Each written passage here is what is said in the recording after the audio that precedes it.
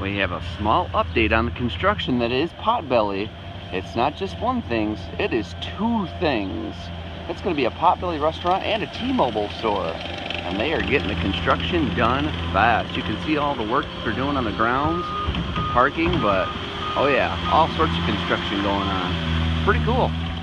Good morning, good afternoon, and good evening, friends. It's me, Brian the Big Red Beard, and it's time for me to get my daily walk in.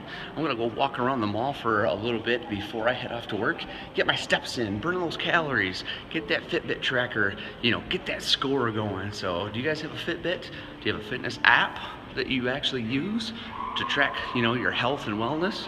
I know I do. My goal throughout the day is to get, I want to say minimum, not really the minimum, but 10,000 steps in throughout the day. That's my goal every day, track my calories, also track too as well what I'm eating and what I'm consuming as far as, breakfast, lunch, and dinner, and then, kind of get some exercise squeezed in there as much as you possibly can to keep those pounds coming off, eating right, eating healthy, eating less. I don't drink soda. I've mentioned that before in previous videos. I have it now in 3 years, and pretty happy about that, but I can't give up coffee. I just cannot give up the caffeine that I need in the morning. But I'm gonna keep cruising around the mall, see if anything's new. Let's check it out. I'm gonna show you guys a little bit of history. So where this gate is, where King's Wholesale Furniture is, many years ago, I met Rachel, my current wife.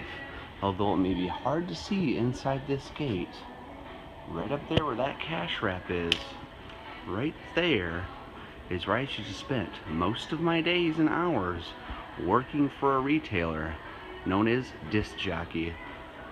I used to stack CDs and sort them along with movies and even cassette tapes. And in that back room back there used to be where we used to store stuff. I have a lot of good memories of this place. And Rachel and I met each other right here inside this store. And now Rachel and I have been married 12 years, heading into our 13th year in October, and a lot of fond memories of that music location. What used to be Disc Jockey, and then it was bought out by Transworld Entertainment, which owns a lot of retail stores such as FYE and Record Town back in the day. I left that business once our store location closed there and moved on to one of our other store locations, and worked there for quite a long time before I moved into my new job. But yeah, a lot of good memories. It wasn't quite like Empire Records, but man, a lot of fond memories of working there on late evenings and new album releases and CD releases. That was back in the day when kind of music really ruled the world, before online music started, such as Napster, or a lot of the music things like Pandora even existed. And right across where my store used to be is actually one of the largest sporting goods retailers in Michigan. And unfortunately, they've recently filed for bankruptcy. So the name of the location is MC Sports. So if you're from the Michigan area, you know that MC Sports is in so many different locations all throughout Michigan. And you can see through the window here the whole sports section, winter section, fishing too as well. It's a pretty big store. It's a large location, a lot of square footage, anything from, like I said, fishing gear, hunting, archery, snowboarding, kayaks, tennis. It's a pretty big location, and it's sad to see them go. Just recently, MC Sports filed for bankruptcy, and their plan is to liquidate and close all of their stores throughout Michigan. The one that I just showed you, they just opened up and moved into that huge square footage location, probably less than a year ago, and now they're liquidating. That's kind of what's happening with a lot of big businesses throughout, Michigan and other locations around the country. It's just sad when you see a large local business, or large chain of business, close their doors. I think I also read too as well that Gander Mountain retail locations, I think, or Dick's Sporting Goods, one of those two, is also filed for bankruptcy and will be closing their doors permanently. So it's pretty sad. But if you're in the Jackson area and you're looking for some sporting goods that are on sale or clearance, you know, come to the Jackson Crossing Mall, because right now it looks like it's 30% off a lot of their products that they sell. And speaking of store closings, it's kind of a segue into talking about the business disc jockey I used to work for before we were bought by Transworld and turned into FYE.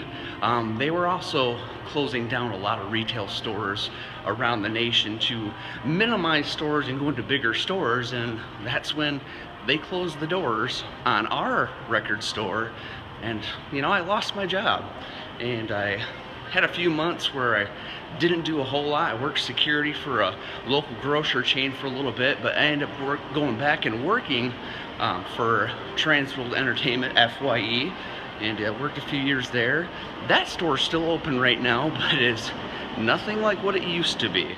When they closed my location, I think malls were at their peak. I think the most malls throughout America had reached their limit or peak of where they were going to be. Now you see kind of a lot of one-off stores in malls, a lot of closed locations, like this location right behind me. This location you can see right here, that actually was a coffee shop not even 3 months ago. In fact, if you go back in the Wayback Machine and look at some of my videos, you may notice me walking past that coffee shop. Now that coffee shop is closed, and that's been a coffee shop for years. I think big malls had their heyday in the 70s and 80s, especially the 80s. Malls were the empire of shopping.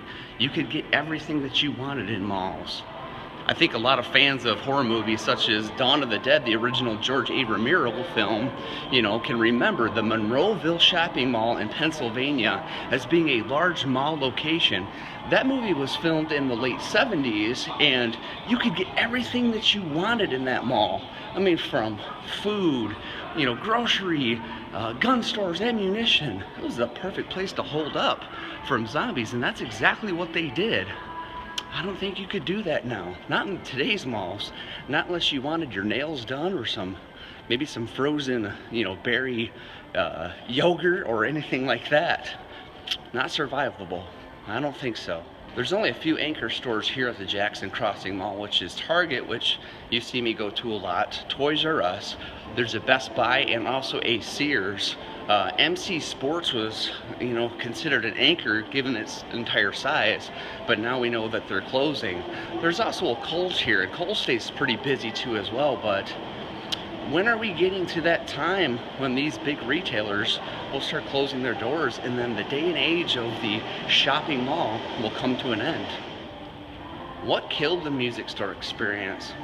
I think most music stores, when I left and, you know, moved on at that time, and even now today, have become more of a novelty store where they sell things such as, you know, CDs, Blu-ray, DVDs, used, they take in on trades, and a lot of knick-knack novelty things, you know, like pop anime things, action figures, TV memorabilia, posters, and things like that. It seems like those stores are filled more of that now than the actual, you know, CDs and physical media.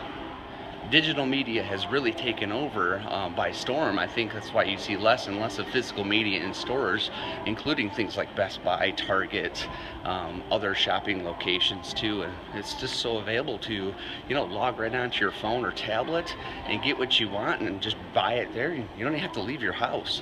And then if you want to watch it, stream it right to your TV. That's the day and age that we've become. Physical media, I think, is dead. Well, as I traverse through the mall and get my steps in and exercise, I'm looking outdoors right now, and it is gorgeous out. Checked the weather before I left home while Rachel took Avery to school, and it's going to be a high of 67 today and a low of the mid-50s.